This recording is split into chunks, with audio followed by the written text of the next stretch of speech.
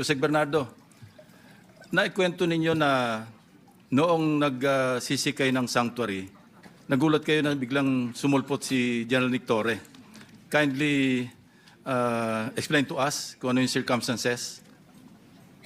Yes po, Mr. Chair.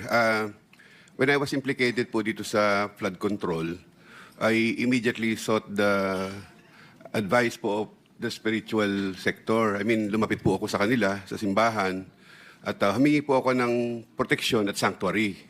Ngayon, nung humingi po ako ng sanctuary, after my first testimony po dito, nung nag-testify po ako nung, I think that was September 25, pagkaraan po noon, medyo naka-feel na po ako ng hindi maganda sa pakiramdam ko ay nagkaroon po ng problema ako sa security or sa family ko. So, isa pong kaibigan ang nagmalasakit sa akin na kumbaga lumapit po at dumirekta po sa isang religious, isang respected priest. Ngayon, nung lumapit po ako sa kanya at nakipag-usap po, ay nagkaroon po sila ng parang sinasabi tutulungan po ako sa isang safe house wherein I was invited and with my family po, sinama ko po doon sa safe house. Sa isang safe house po, sinama ko po yung 3 anak ko. At sinama ko pa nga po yung aking lawyer eh. Kasi gusto ko pong malaman talaga yung ilalagay na ako sa safe house. So, during that time po, medyo nagkakaroon po ako ng takot at pati yung pamilya ko. So, pumunta po kami sa lugar na isang tinuro sa aming safe house. And during that time po, nung dumating po ako doon, ay of course, nandun po yung priest na kausap ko. At nung dumating po kami doon, ay namangha po ako, nandun si General Torre. So, nung nandun po si General Torre, of course, alam ko naman po na during the time, he was already on floating status. But he was still a 4-star general during the time. Kaya lamang wala na po siya wala na po siya sa role ng PNP. So, nakita ko nga po, may patrol pa doon sa labas ng safe house eh. Doon sa malayo po doon, hindi naman po malapit. So, sinama ko po yung aking 3 anak at kasama po yung aking abogado at kasama po yung priest. Nag-discuss po kami regarding security issues. Kasi po, yun lang naman po yung purpose ko eh, to secure my family and myself doon po sa lugar.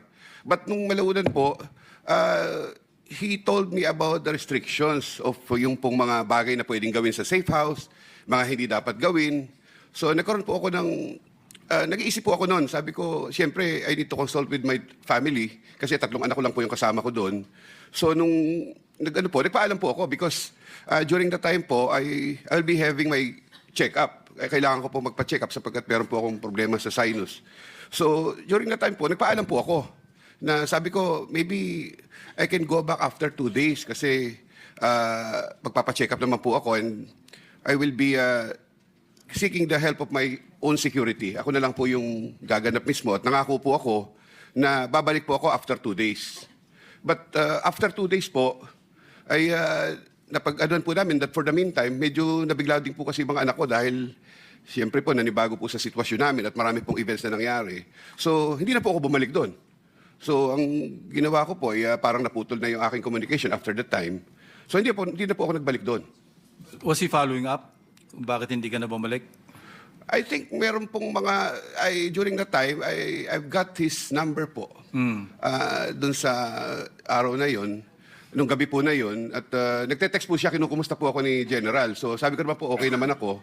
But after that po, I decided to reset my phone. Yeah, ang pagtataka ko lang, hindi ba nag-occur sa iyo under whose authority and in what capacity could General Torre provide security para sa iyo? Medyo nag-isip din po ako noon while ako naman po buong tiwala ko because of my spiritual advisor, yung pong yung pari po nakausap ko. So, ako naman po nag-iisip din po ako mabuti doon eh kasi during the time po that we were talking, palabas-labas po siya at may tinatawagan. Yeah, hindi, nasa kanya na. Anyway, alam nyo, kaya lang ako interesado because scatterbat ito Ito, unreliable. Kumbaga sa aming classification, sa military, sa police, F6. No? Hindi A1, F6, pinakamababa. Na meron daw mga testigo na hinahawakan tungkol sa flood control. I don't know if my colleagues here have also heard about this, sabi natin, chismis.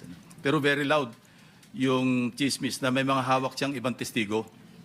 For what reason or what motive, hindi ko alam. Kaya lang ako nag-interesado when I found out that he also got in touch with you through an intermediary para mag-provide ng security sa'yo. Now that you clarified the matter, no, hindi naman siya persistent. Hindi naman po, Mr. Chair, kasi after that po, siyempre po, doon po sa, may mga pinararating din ako doon sa aking spiritual advisor, doon po sa tumutulong sa akin. And I think ang pinarating po sa akin, they were praying with, pinapagdasal po nila ako, ganun. So ako naman po, on my part, nung nangyari na po yon, hindi ko po alam yung, ano nyo, Mr. Chair, hindi ko po alam yung ganung purpose, kung mayroong purpose sa akin na ano. But definitely, during the time po, I was in the process of applying for the WPP. Nasa Witness Protection Program application na po ako. And I think, doon naman po, yung akin naman po pagpunta ron, wala pong legality. Halimbawa po, yung sila po yung magkocontrol sa akin. Hindi ko po, ano yun, dahil ako naman I was with the DOJ seeking clearance and ano sa At the DOJ. time kasi you were already under evaluation. Yes po, Mr. And Chair. medyo positive naman yung response ng DOJ sa application mo. Yes po, Mr. So Chair. I was just wondering, bakit kailangan humingi ka pa ng protection outside of the WPP? Mr. Chair, ang pinaka-purpose... Hindi ka naman pwedeng bigyan ng immunity dun. No. Mr. Chair, ang akin pong paglapit sa simbahan ay for my family security at sa akin po. At saka po purely spiritual advice. Hindi po dun sa talagang, although they offered me a sanctuary na siyang safe house, pero hindi po yun ang lapit ko sa kanila. Hindi naman po ganun.